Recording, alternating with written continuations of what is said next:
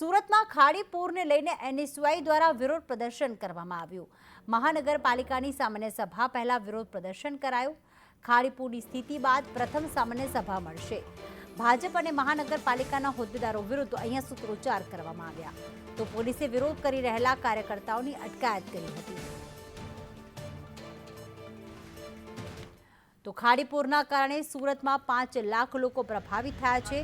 આ ખાડીપુરની સ્થિતિ બાદ પ્રથમ સામાન્ય સભા મળી છે, જેમાં એનએસયુઆઈ દ્વારા વિરોધ પ્રદર્શન કરવામાં આવ્યું।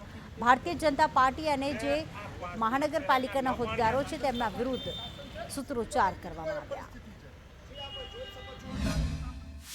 ભાજપના 30-32 વર્ષના શાસનમાં માત્ર ને માત્ર આ ભારતીય જનતા પાર્ટીના શાસકોએ માત્ર ને માત્ર ભ્રષ્ટાચાર કરી રહ્યું છે અને 30 વર્ષથી આ પૂર પીડિતોને સુરતમાં આ સુરત જે પૂરમાં પીડાઈ રહ્યું હતું ત્યારે માત્ર વાયદાઓ કર્યા છે અને ભ્રષ્ટાચાર કર્યું છે। એના વિરોધમાં આજે સુરત શહેર કોંગ્રેસ દ્વારા એસએમસીના દરવાજા આજે સામાન્ય સભાના પહેલા વિરોધ કરવામાં આવ્યો અને પાણીના ઢાંકણમાં ડૂબી મરો એવી રીતે ઢાંકણ લઈને પાણી લઈને આજે આવ્યા હતા અને વિરોધ પ્રદર્શન કર્યું છે।